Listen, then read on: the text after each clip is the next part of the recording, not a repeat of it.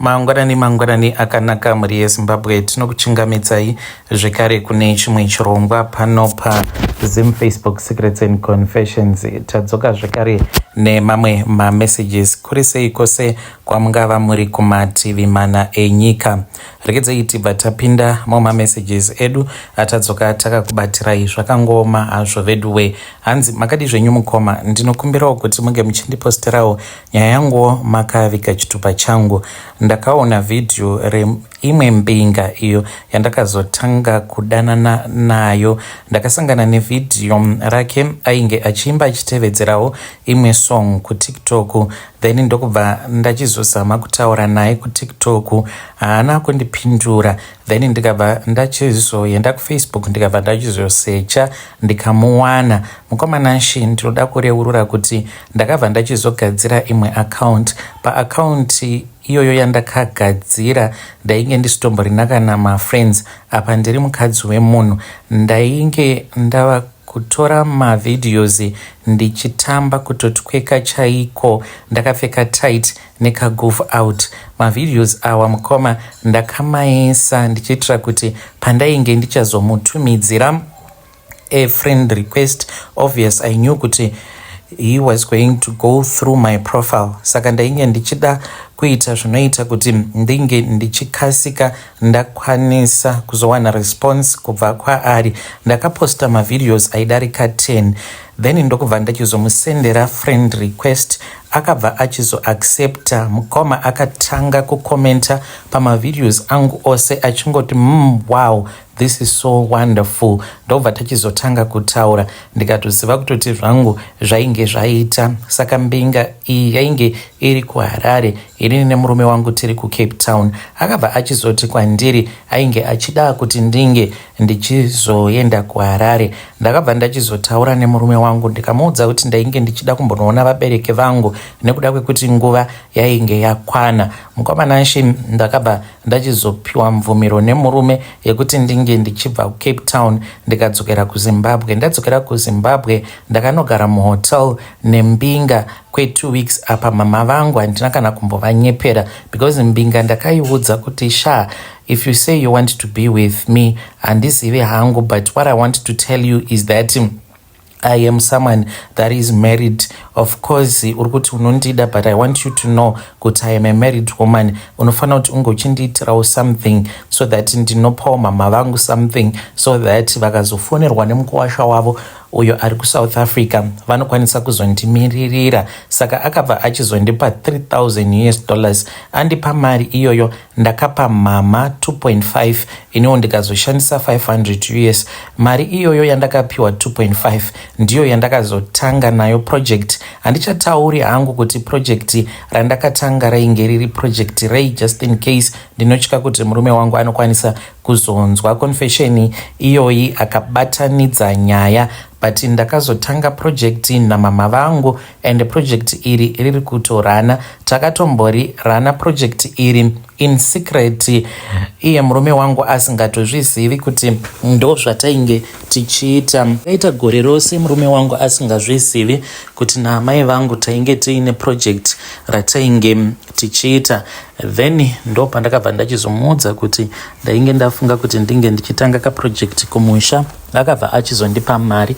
Mushure mekunge andipa mari, ndakaenda kumba ndokubva ndachizongowedzera pane zvatainge tagara tichiita naamai vangu. Ndiyo secret yangu yandiinayo mukoma. Zvimwezve zvakazoitika ndezvekuti ndakazotanga kurwara. Ndakarwara 2 bed pandakazodzoka kuCape Town. Mukomana chindichirwara kudaro, apa murume wangu ndainge ndisingadi kuti ange achizviziva kuti ndiri kurwara. Ndakaita nguva ndichibuda makonye, kunyangwe sikarudzi yake, just that ainge asingazvitarisi zvake. But mukoma ndaitokasika ndototora chitawel pandinenge ndava kunzwa kuti murume wangu ava pedyo nekuda kupedza. Ndaitora chitawel ndobva ndamuwipa. Same time chitawel ichocho ndaibva ndachizoenda ndobva ndachizonochinyika mumvura. Ndakaita chekumupeta kuitira kuti asazozviona nekuti ndaibuda makonye musikarudzi yangu. ndakazoti ndofamba ndakazoudzwa nevamwe madzibaba avo vainge vachindibatsirawo panguva yacho. Vakandiudza kuti murume uyo wandainge ndakarara naye, murume iyeye akaromba mbinga yandakasangana nayo kuTikTok, ndikazoitevera ndichimusejusa kuFacebook. Vakandibatsira, handizivi kuti ndingavatenda nei, because dai kwanga kuri kunzi vainge vasiri ivo ndingadai ndakafa mukomanashi. Ndo zvakaitikawo izvi. Ndinoda kureurura kuti ndo zvandakaita. Kunze uko kune mbinga dzakaromba, but ndakaita riski ende iko zvino zvikunyangwe zvikanzi zveSouth Africa zvadhakwa. Project randiri kuita namuchembere wangu mukoma zvinhu zviri kutofaya. Each and every month tinotoitawo kaprofiti around about $650 to $700 saka ungagodei. Kunyange zvikanzi South Africa yadhakwa, kumusha ndinodzokera ende ndinonorana business rangu naamai vangu. Hey, vedari ndo message iyo yandakatumidzirwa ichibva kuna vanzvadzi vedu. Zvakangooma hazvo vedu we, hanzi ndakatoita kutotevera kuFacebook. Pakaipa. Let us try to speak with our dear system comment section. Hanzi ndaibuda makonye kusikarudzi kwangu. Rekedza tibva taenda panyedu inotevera. Nyedu inotevera yakamira sekudaiso.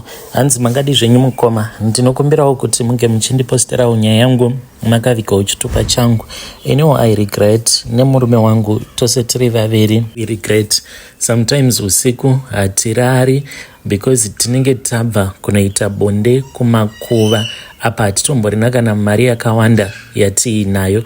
Zvakaitika mukoma ndezvekudai, murume wangu akati abata mari, pane paakambowana mari yakasvika kuma 80 something thousand, then ndokubva tachizoshanda mwedzi miviri. Tashanda mwedzi miviri kudaro ndipo patakabva tachizoenda kumba.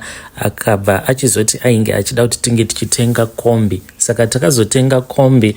Macalculations atainge takaita nezvakazoitika paground, zvatakazosangana nazvo paground zvainge zvakatosiyana, nekuti patakaita macalculations tichitotaura nevamwe sekuru, saka sekuru ava vatainge tichitaura navo ivo vainge vachitoshanda vachitodrivera umwe murume kombi yake. Saka vakabva vachizotiudza kuti kombi inotokesha zvekutodaro, vachinge vachitoti within 3-4 kana kuti 5 months tinenge tatova neimwe kombi. Saka mukoma takashandisa mari yose yatainge tiinayo. Ende muone zvenyu, ndakatomboudza murume wangu ndikati dai tatanga nekutenga stand, mari yatawana iyi inokwanisa kutokwana stand, totenga zvedu stand toziva kuti inge tatova nestand yedu, because amai vangu vakangokurawo vachingondiudza kuti chekutanga munhu chaunofanira kuti unge uchiita usati waita anything, kuti kana kuri kunzi unenge uine mweya yemadzinza inenge ichikuteverera, kana ukatanga nekutenga motikari dzimwe nguva unokwanisa kuzotorasa mari, nekuti motikari iri easy kuti vavengi vako vange vachizokuroya. Ndo zvatainge tichiudzwa naamai. Asi mukomanashi kana munhu achikuudza unokwanisa kungoti hakuna zvinhu zvakadaro. Tatenga kombi yedu mukoma, it was my problems from day one. Vakati vatora kombi sekuru vaenda kubasa, hapana kana kumbotora more than 2 hours vakabva vachizotifonera vakatiudza kuti vainge vadhuma munhu. Tikati madhuma munhu sei nhai sekuru? Vakati vazukuru nditori kuCentral izvezvi, uyai kuCentral. Tasvika kuya mukomanashi, mapurisa ainge ariko, vakabva vati munhu uyu ari kuti haasi kuda kukusungisai asi munofanira kuti munge muchitaurirana. Tikabva tachizomubvunza mukadzi iyeye kuti ainge achida kuti tinge tichiita sei. Akabva ati ainge achida kuti tinge tichimupa $200. Mukomanashi sekutamba sekuseka takabva tachizoburitsa ka$100 ako katainge tiinako, ndiko kamari katainge tasara nako. Murume wangu akati kamari ikako katainge tasara nako ainge achida kuti ange achidira fuel mukombi kuitira kuti inge ichimbofamba, at least tikwanise kutanga kudzosa mari. Kamari katainge tasara nako ndokubva tachizopa mukadzi iye, takazomupa iri 50, then imwe 50 yacho ndiyo yatakabva tachizodira mukombi. Upenyu hwakaoma mukoma. Apa mukadzi iyeye akadhumwa nasekuru, hakusi kunzi akanyanyisa kukuvara, mufunge zvenyu, akangodhumwa zvishoma ndokubva adonhera pasi. Kombi payakafamba ainzi ainge akazendama pakombi payainge iri murengi ndokubva atodonha pasi. Saka it turned out kuti mukadzi uyu iye ainge ari muloja weumwe mupurisa uyo watakazosangana naye kuCentral. Saka hatitozivi kutoti ndo chigemu chavanotamba here kana kuti, but vakabva vachizoti kuti vasazotitorera kombi nekuzotisunga vainge vachida 200 iyo yainge ichazopiwa mukadzi iyeye. Zvakaoma mufunge zvenyu mukoma. Kombi yakaita mazuva 3 ichifamba nemukadzi iyeye akagara mukombi medu, akatogara kufront seat. Mukoma ndiye aibata mari. Ndopandakaona kuti upenyu hunorwadza. Ndakazvidemba ndikachema kuna Mwari ndikati asi sei Mwari muchitendedza kuti zvinhu zvakaipa zvinge zvichiitikawo kune munhu akaita seni. Apa ndini breadwinner kumba, uchitoziva kutoti kombi yako iri kufamba ende kutofamba iri kuita pane umwe munhu asina kana kumbogara akaita kana any contribution pakutengwa kwayo, but ndiye ari kutofamba akatobata mari. Saka usiku sekuru vaizoti kana vadzoka kubva kubasa vaikwanisa kuuya vakabata 20. Apa pa20 US iyoyo mukomanashi yaitongova mari yekuti munofanira zvekare kuti munge muchizodira fuel mangwana. Apa mangwana acho anenge akatokumirirai. Motikari yedu yakaita mazuva 3 ichifamba isingamiswi kana nemapurisa, kuda vaitozviziva kuti kombi iyi ine mari yairi kufanira kuti inge ichizodzosa. Yaita mazuva 3 kudaro, mukadzi iye akatora yake, mapurisawo ainge achifambisa nyaya dzacho vakatorawo mari yacho. Takagomisidzira tava kusatoverengerana kuti vakatora mari because stress yatainge tava nayo nemurume wangu. Saka sekuru vakabva vachizoti tainge tisingafanire kuti tinge tinyanya kufunga nezvazvo sterek, nekuti ivo vainge vachazoshanda kuti tinge tichipusha basa. Saka vakashanda about 2 weeks zvinhu zvichiramba kubatana mukoma, because day ravakazoti vakatanga kufamba vega nemukomana wavo ndopa vakatanga kubatwa nemapurisa. Vaingoti vakadai vobva vafona, vakadai vobva vafona. Unogumisidzira watova nestress yekuti kana driver akafona anenge achingofonera kungokuudza maproblems chete. Ndo pandakatanga kuita depression. Ndava kutanga kufunga kuti nebasa iro randainge ndichiita nemurume wangu muSouth Africa kuti tinge tichizonzi tinokwanisa kuunganidza mari ikasvika mu90,000, zvinhu zvakadaro zvaisambofa zvakazoitika zvekare. Mukoma ndakabatikana, ndaenda kuchechi ndichinamata. Asi sezvo mudziyo wedu tainge tichiri nawo, tarisiro ndainge ndichiri nayo yekuti zvinhu zvainge zvichazochinja, asi zvinhu zvakatoita worse. Kombi yacho yaingoti ikangofamba vaikwanisa kubatwa kana ka4 kungobva mutauni kuenda kuchitungwiza, yotobatwa ka4 nemapurisa. Kamari kose ako kavanenge vawana, kamari kacho kutongosara muroad.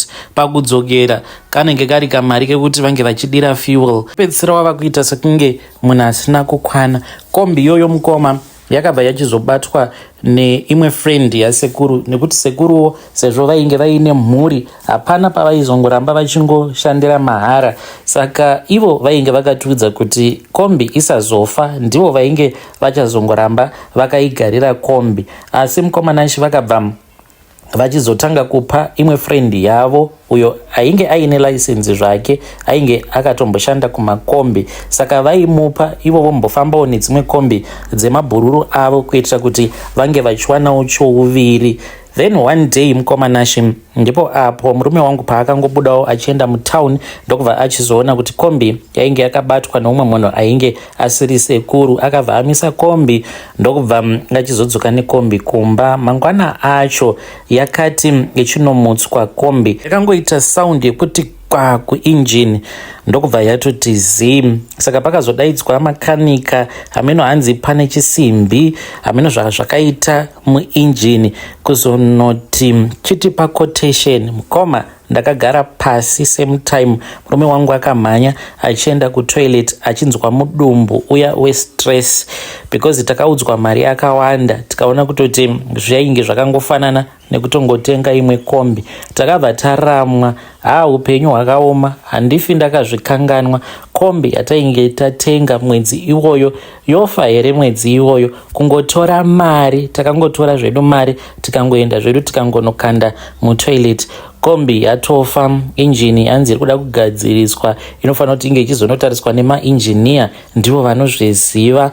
Apa mari hatichina, kana sendi chairo rekuti tinge tichidzoka kubasa kuSouth Africa hatisisina. Takazotoita zvekutokumbira murungu wemurume wangu kuti tinge tichikwanisa kuwanawo mari yekudzoka kuSouth Africa. Takaita zvekutodhindisa ma1 month pabhodha tisina mari, tiri murodhi mukomanashi, uchiona vamwe vanhu vakarara, hope hadzingabati, uchitanga kufunga kuti saka ndo zvatoitika. Kombi yatakatenga yatofa, apa kombi haina kana mwedzi. Munoreva here Mwari kuti kombi yatofa? Takangotenga kombi iyi kuti inge ichingouya yobva yangofa zvayo. Mukoma, ndainge ndichitongochema tiri mubhazi, ndokubva tasvika zvedu pabasa tikatanga kushanda. Kubva ipapo kusvika pari nhasi angori mastresses ega ega. Kombi mukoma yakapaka, kunyange tikada kuitengesa unoita sekunge uri kuda kutengesera vanhu tsvina. Pane pamwe patakambowana umwe bhaya, takabva tachizotaura nehanzvadzi yangu tikabva tati tsano chiendai munoonesana nabhaya wacho, nekuti tainge tanzwa kuti ane car dealership, saka vanotenga motikari dzinenge dzakafa, aya awo avanoti mananrana, then vobva vagadzira. Mukoma ndakati ngazvigare hazvo, kana richizongoita zirugure huku richaita zirugure huku, rakagara haro pamba, nekuti murume iyeye akanzi asvika akabva achizoti ndinokupai $300. Kombi yose mukomanashi, itori kombi yekutoti pandichakutumidzirai mapictures muchatoiona, itoriwo kombi svinu yakatonaka. Of course old model, but takaitenga yainge ichiri mugood condition. Injini chete inonzi ndiyo yakanyanya kuita damage, and inenge inotoda imwe injini nyowani. Sure 300 sure imari yekuti munhu angakuudzai kuti pamotikari ndinokwanisa kukupai $300 mudziyo wakaita sekombi. And kana tikada kuitengesa kombi yoyo, vanhu vanenge vachiti vanenge vachida kuitenga, unototanga kutonyengerera vanhu ivavo. Saka mukufamba kwatiri kuita, tiri kuudzwa kuti pane vamwe bamunini avo pavakanzwa kuti tainge tatenga kombi, zvinonzi vakabva vachizoenda paguva rasekuru vanobereka vana vatezvara vangu, vaendapo, hanzi vakaenda vakanodira bute ipapo, kuri kutotsindira kuti zvinhu zvedu zvisambofa zvakafamba. Handizivi kuti midzimu yacho kupuyisa here kana kuti ndezvemaevil spirit, because murume wangu chaakatadzawo hapana, and aitovawo nemaplans ekuti kana zvinhu zvake zvikaita tozotsvaka imwe kombi, achitoti ainge achida kusimudzirawo hama dzake avo vamwe vasina malaisensi, achitoti ndopa vachatodzidzirawo motikari. But kungonokandirwa bute paguva, upenyu hwako hwobva watodhakwa kutodaro. Midzimu iko zvinozvi ndinonzwa kuivenga zvisingaiti nekuda kwezvinhu zvakaitika, kuti shuwa ingamutswa kubva kumakuva kunzi endai munourayira mwana upenyu hwake. Ndainge ndisati hangu ndakamboenda kun'anga nekuti ndiri munhu anonamata, but takazotogumisidzira tatoenda kun'anga mwedzi iwoyo uyo watakatenga kombi mukoma, tichizama tichifungidzirawo kuti zvinhu zvichanaka, but zvinhu hazvina kumbogara zvakanaka. Asi takazobatsirwa nemunhu wekumasowe, ndiye akazotiudza kuti zvainge zvakatofa nechekare, nekuti paguva rasekuru pakatokandwa bute kuti vange vachimuka, vange vachizofamba vakaigarira ivo kombi, ende kuigarira kwekuipa munyama. Saka advice yangu kune vamwe vanhu kunzouko, inini I think kuti muZimbabwe musati matenga mimwe midziyo yakaita semotikari, hama dzangu zvinenge zviri nani kuti utotanga hako nekutovaka, nekuti kana wavaka watovaka ground iroro, kunyange ukanzi wafa vana vako vanosara vaine something. Mari iyoyo dai takaishandisa mukoma, takabhadhara kana maagenti, takabuda hedu muZimbabwe takaenda kana kumhiri kwemakungwa kunoshanda, izvezvi tingadai tiri pane chimwe chidanho. Muupenyu hwangu nemurume wangu handifunge kuti tingazombofa takabata mari yakawanda kudaro. Ini naye am a maid, murume wangu iye is just a gardener. ndiyo secret yangu yandinayo. Kana mukaposta muzondizivisawo, ndichange ndichizotevererawo ndiri mucomment section. Maconfessions enyu anotondibatsira zvekuti musi wandinenge ndiri weak ndichinzwa kuti kana basa racho